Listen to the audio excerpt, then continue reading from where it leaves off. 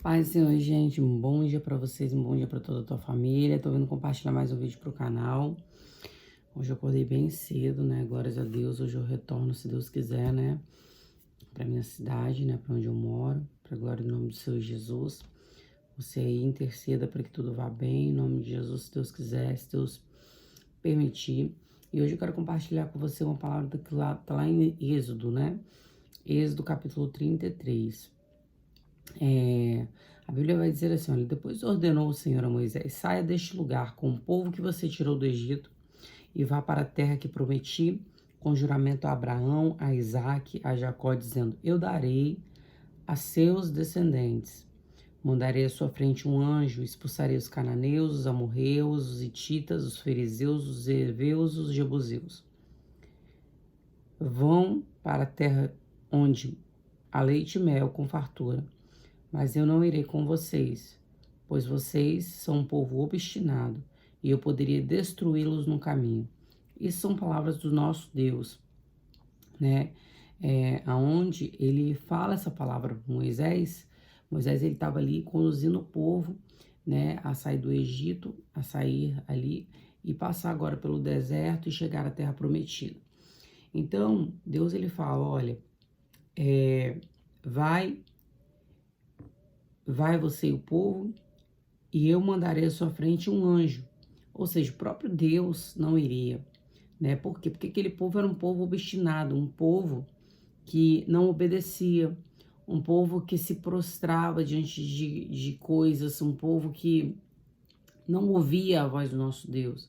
E o que me chama a atenção é que ele vai falar bem assim, olha, e expulsarei os cananeus, amorreus, hititas, fariseus, e heveus e jebuseus, ou seja, gente com outros costumes, gente com, né, com outras práticas, com outra forma de viver, né, ali, com outras crenças, com outras, né, outras maneiras de se viver. Aí, olha só, aí vai dizer assim, quando o povo vê essas palavras terríveis, começou a chorar e ninguém usou enfeite algum. Isso porque o Senhor ordenara a Moisés que dissesse aos israelitas, vocês são um povo obstinado. Se eu fosse com vocês, ainda que só por um momento eu os destruiria, agora tirem os seus efeitos, e eu decidirei o que fazer com vocês. Por isso, no Monte Horebe, em diante, os israelitas não usaram nenhum enfeite. Então, ou seja, por que será que Deus iria pedir para aquele povo tirar os enfeites deles? Né, os adornos, os brincos, os cordões, as pulseiras, né? Por que Deus iria mandar isso? Porque aquilo era considerado para Deus deuses estranhos no meio daquele povo.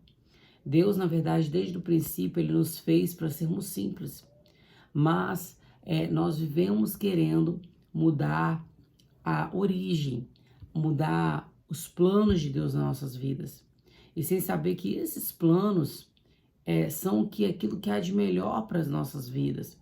E aquilo que nós criamos, ao invés de obedecermos à vontade que é boa, perfeita e agradável do nosso Senhor, acaba nos prejudicando.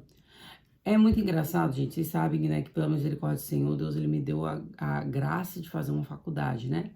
E eu tenho estudado muito a respeito, a primeira matéria que a gente tem estudado é a respeito da sociedade, né? Para quem não sabe, eu faço curso de nutrição e a gente estuda a sociedade, a gente estuda fome, a gente estuda algumas coisas que acontecem no meio. O que me chama a atenção é que a fome, ela não é um problema só do governo, igual muitos pensam. A fome ela é um problema também nosso. Porque, querendo ou não, nós, como seres humanos, nós agimos de maneira consumista, consumindo coisas demais. E quanto mais coisas existem para consumir, mais pessoas elas têm que trabalhar por menos. E isso vai gerando a fome. Por quê? Porque o consumismo, ele aumenta a carga horária de trabalho, mas ele diminui aquilo que se recebe. Então, a gente vê que pessoas hoje trabalham de maneira que aparentemente não é escrava, mas é escravo, porque uma pessoa que não consegue cuidar de mais nada na vida além de trabalhar por conta do dinheiro, ela acaba se tornando escravo do dinheiro. Então, existe Coisas que Deus ele fala desde o princípio conosco para que nós tivéssemos uma boa vida, para que nós tivéssemos uma vida plena no Senhor, para que nós a gente fica perguntando, será por que Deus não gosta de um simples objeto? Vamos contar que fosse isso aqui, né, o objeto. Por que Deus não gosta disso aqui, gente? Por que Deus ele fala com a gente? Tem um propósito. Você quer ver uma coisa? É igual muita gente fala bem assim, por que a Bíblia no Velho Testamento fala que não pode comer peixes que não tenham escamas e nem só pode comer peixes com escamas e com barbatanas? Por que Deus falaria isso pra gente? Você quer ver que a ciência, ela acaba concordando com aquilo que Deus diz? Por quê? Porque o peixe, né, o peixe ali em si, a barbatana e a escama dele faz com que ele se purifique daquela água que está entrando ali nele. A gente sabe que hoje os mares estão muito poluídos. Então, cientificamente, isso faz muito sentido porque os peixes com escamas e barbatanas têm menos propensão a nos poluir, né? Por quê? Porque eles ingerem ali aquela água e eles têm o que filtra, né, a sujeira ali. Então, como eles têm as escamas, isso os protege. E sendo eles protegidos, acaba nos protegendo também para poder comer aquilo que não está, né, sujo. Então, tudo faz muito sentido, sabe? Então, Deus, ele não falou coisas simplesmente para poder a gente, porque ele é ruim. Não, Deus é muito bom, ele é tão bom que ele quer que nós tenhamos uma vida boa, uma vida plena. Ele quer que nós sejamos simples, que nós tenhamos uma vida sem percas de tempo, porque o nosso tempo também é precioso. Você quer ver um negócio? Por que será que Deus ele proíbe as estampas na palavra? Sim, porque fala, Ezequiel 16:16, ele chama aquelas mulheres de prostitutas por terem usado costumes de outro povo, ele chama aquele povo de prostituto por ter se corrompido por costumes de outros povos. Então, por que ele chama de prostituta? Né? Por causa dos vestidos estampados. Simplesmente porque você repara que é algo que Deus ele fez comigo, né? Ele trabalha isso comigo. Hoje eu reparo que tudo que Deus faz é por um propósito maior. Você tá vendo o que tá aqui ao meu redor, aqui atrás? Tá tudo branco. Você tá vendo? Esse branco, ele transmite uma certa paz, na verdade. Esse branco aqui transmite uma sensação de limpeza. Então, eu não vou virar a câmera, porque, né, não faz, assim, não tem precisão. Mas podia aqui ser cada um de uma cor aqui, verde, azul, todas as cores aqui misturadas, tudo aqui, dentro desse ambiente. E se eu virar a câmera para você aqui, você vai ver que existem alguns objetos e cada um de uma cor. E aí você repara que já existe uma bagunça nisso. É igual as estampas, elas causam, a Bíblia diz que a nossa alma, ela é alimentada por aquilo que nós vemos. Ela é a janela da nossa alma, são os olhos. Então a estampa, ela acaba aprisionando a nossa visão em algumas coisas, em alguns momentos. É igual, hoje existem muitas estampas. Você vai numa loja de tecido, eu sou costureira, para quem não sabe, pela misericórdia do Senhor. Você vai numa loja de tecido, e nessa loja de tecido, ali tem muitos tecidos estampados de toda maneira. E você passa nas lojas hoje na rua e você vê vários vestidos de tantas estampas, E você percebe que essas estampas te tornam mais consumista? Sim, porque você acaba se gostando mais de uma, aí daqui a pouco você enjoa daquela, você quer outra, aí daqui a pouco você enjoa da outra, você quer mais outra. Então isso faz você ficar no ciclo vicioso de compras, onde nada te satisfaz. É o que acontece com a gente. Uma casa, um exemplo, a casa ela tá toda branca. Aí ela tá ali, ela tá limpa, ela tá toda branca, ela tem poucos objetos, ela é tão mais simples de organizar, ela é tão mais simples de colocar tudo no lugar, mas não. Mas o tempo de hoje é onde você vai comprando e você não abre mão de nada, e você compra, e você não consegue guardar as coisas que você tem, por quê? Porque simplesmente se você for guardar, você já não tem mais espaço, e aí fica um negócio aqui de uma cor, outro ali de outro, um com desenho aqui, outro ali, e fica aquela bagunça. Você entende? Então, tudo que Deus ele fala pra gente, por detrás daquilo existem coisas que nós, como seres humanos limitados, a gente não consegue enxergar o porquê. A gente não consegue entender o para quê, né? Então Deus, ele manda esse povo agora tirar esses enfeites, tirar esses adornos, para que a presença do Senhor não mate eles. Por quê? Porque Deus, ele ficava revoltado, irado com aquele povo. Revoltado não, irado com aquele povo. Porque era um povo obstinado, um povo que não conseguia obedecer. E nos tempos de hoje não é diferente. Irmãos, a palavra do Senhor, ela é muito clara em nos dizer. A palavra de Deus, ela é clara. E ela, do começo ao final, ela nos ensina como devemos andar. Se você reparar lá em Gênesis, no livro de Gênesis, a Bíblia diz no capítulo 3, vai falar que Adão e Eva haviam feito aventais para eles se vestirem. Eles, quando Deus vai ao encontro deles, o que eles fazem? Eles se escondem por quê? Por causa da sua nudez. Então, perceba, o primeiro pecado que ocorreu foi o quê? Foi a desobediência. Porque Deus falou para eles, vocês não podem comer dessa árvore, vocês não podem comer desse fruto, mas eles desobedeceram. E aí o que eles fizeram? Eles comeram daquilo que Deus não aprovava eles comerem. Eles comeram, a visão deles foi aberta, o pecado deles foram expostos e eles descobriram que eles estavam nus. E quando Deus chama ele no jardim, Adão, ele se esconde. Ele se esconde porque ele percebe que ele estava nu. Então, entenda, o primeiro pecado foi a desobediência, o segundo foi a nudez. E hoje nós vivemos esse tempo em que não se pode pregar nada, porque agora pode fazer tudo, agora podemos viver de qualquer maneira. Não, e santidade é somente aquilo que eu faço. Eu nem sei que tipo de santidade é essa, porque se eu me considero santificado no Senhor, porque ninguém de nós somos santos, tá, gente? Nós somos santificados em Cristo. Nenhum de nós somos justos, nós somos justificados em Cristo. Então, a Bíblia diz ser de santos porque eu sou santo, mas a nossa própria carne nós não podemos.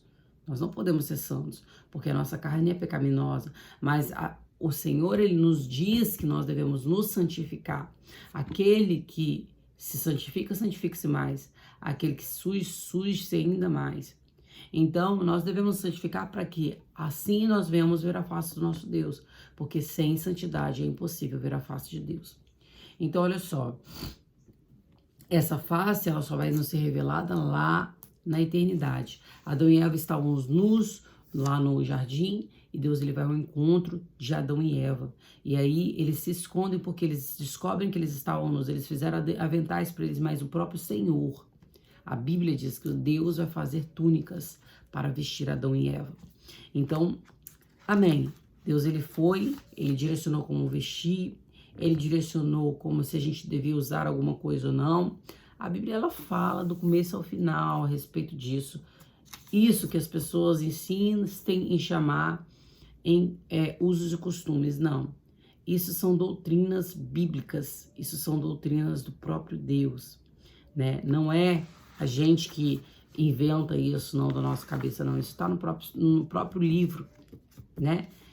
Na Bíblia, na palavra do Senhor Jesus. Eu queria compartilhar um texto com os irmãos, e foi um texto que me chamou muita atenção, né? Esses dias, lendo aqui, eu gosto muito de ler a palavra do Senhor, e eu poderia compartilhar vários textos, mas eu quero compartilhar um texto no livro de Oséias. O livro de Oséias, né? O livro de Oséias, vamos lá.